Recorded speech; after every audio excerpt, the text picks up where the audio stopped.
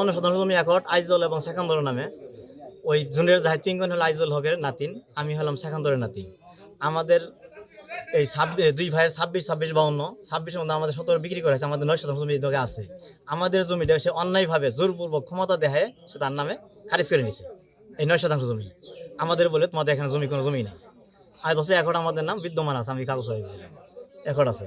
এবং তাই না শুধু আমাকে মিথ্যা মামলা দিয়ে, আমি একজন আলেম মানুষ কামেল পাস, আমাকে মিথ্যা মামলা ডাকাতি মামলা দিয়ে বাড়িতে এক মহিলাকে কেস দিয়ে আমাকে সে 36 দিন জেল খাটিয়েছে মিথ্যা মামলা দিয়ে।